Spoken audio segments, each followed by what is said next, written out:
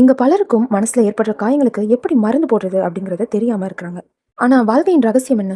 எவன் ஒருத்தன் தன்னோட மனசுக்கு மருந்து போட்டு குணப்படுத்த தெரியுதோ அவன் வாழ்க்கையில வேற லெவல்ல இருப்பான். அதை தான் ரொம்ப ரொம்ப பவர்ஃபுல்லான டெக்னிக்கா சொல்றாங்க செல்ஃப் ஹீலிங்.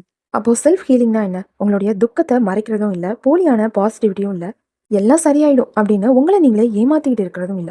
சரியான செல்ஃப் ஹீலிங் அப்படின்னா, ஆமா, நான் இந்த விஷயத்துல காயம் அடைஞ்சிருக்கிறேன் அப்படின்னு ஃபர்ஸ்ட் நீங்க ஒத்துக்கணும்.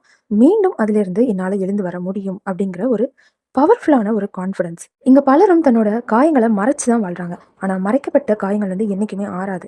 அப்படிதான் ஒரு கிராமத்துல உள்ள இளைஞன் ரொம்பவும் போராடுறான் அவனோட காயப்பட்ட மனசை குணப்படுத்துறதுக்கு. இத பத்தி அவனோட பாட்டி கிட்ட ஒரு ஆலோசனை கேட்கிறான். அவனோட பாட்டி ஒரு உடைஞ்ச பானையை காமிக்கிறாங்க.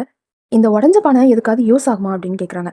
அந்த இளைஞனும் இல்ல இது எதுக்குமே உதவாதுன்னு சொல்றான். அப்போ அந்த நேரத்துல இன்னொரு உடைஞ்ச பானையில ஒரு செடி வளர்ந்துருக்கிறத காமிக்கிறாங்க.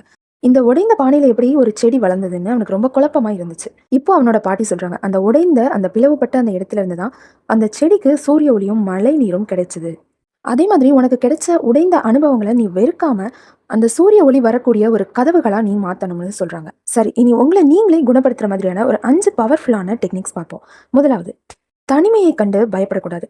சில நேரங்கள்ல வாழ்க்கை வந்து எல்லாரையும் உங்களை விட்டு விலக்கி வச்சிரும். அதை ஒரு தண்டனையா நீங்க பார்க்காம அதை உங்களுக்கு ஒரு ஹீலிங் ப்ராசஸா பார்க்கணும். இப்போ உடல் சோர்வடையுது அப்படின்னா ரெஸ்ட் எடுக்கிறோம். அப்போ மனசு சோர்வடையும் போது அமைதி தான் ரொம்ப முக்கியம். இரண்டாவது, உங்க மனசோட பேச கத்துக்கோங்க. இப்போ மத்தவங்க உங்களை கேலி செய்யறதோ திட்டுறதோ இருக்கலாம். அதெல்லாம் விட ரொம்ப ஆபத்தானது நீங்க உங்க மனசுகிட்ட பேசுறது. அப்போ நீங்க நெகட்டிவாவே சொல்லிக்கிட்டு இருந்தா அப்போ உங்க மனசே உங்களுக்கு ஒரு எதிரியா மாறிடும்.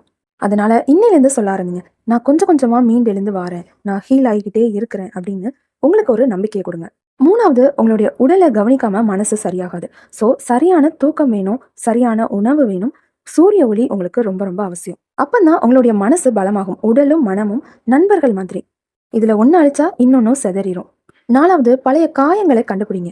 இங்க பலரும் சின்ன சின்ன விஷயத்துக்கெல்லாம் கோவப்படுவாங்க. ஆனா அந்த பிரச்சனை இன்னைக்கு ஆரம்பிச்சது இல்ல, பல நாள் காயங்களா தான் இருக்கும். எதுவா வேணாலும் இருக்கலாம். சின்ன வயசு ஞாபகங்கள், சில நேரம் கொடுக்குற தனிமை, அப்படி பல காயங்கள் உங்களுக்குள்ள புதைஞ்சிருக்கும். செல்ஃப் ஹீலிங்கான ஸ்டார்டிங் ப்ராசஸே உங்களுக்குள்ள இருக்கிற காயங்களை கண்டுபிடிக்கிறது தான். அஞ்சாவது, உங்களை மீண்டும் உருவாக்குவது. பாம்பு தன்னோட பழைய தோலை கலட்டிடும், அதனாலதான் அது அழகா வளர ஆரம்பிக்குது. அதே மாதிரி உங்களுடைய பழைய பயமோ வருத்தமோ குற்ற உணர்ச்சியோ எல்லாத்தையும் தூக்கி தூர போடுங்க. இது எல்லாத்தையும் மனசுல இருந்து அழிக்காம உங்களுடைய வாழ்க்கை மாறாது. ஒரு நாள் உங்களை காயப்படுத்தினவங்க எல்லாம் காணாம போயிருவாங்க. ஆனா அன்னைக்கு உங்களுக்காக யார் இருப்பா? நீங்க மட்டும்தான். அப்போ உங்களை நீங்களே எப்படி பாக்குறீங்க அப்படிங்கிறது தான் ரொம்ப ரொம்ப முக்கியம். இப்போ உங்களை நீங்களே வெறுத்துக்கிட்டு இருக்கிறீங்க அப்படின்னா மத்தவங்க உங்களை நேசிச்சும் பிரயோஜனம் இல்லாம போயிடும். அதனால உங்களை நீங்களே நல்லா மதிக்க கத்துக்கோங்க. அப்பதான் உலகமே உங்களை உடைச்சாலும் நீங்க உடைய மாட்டீங்க.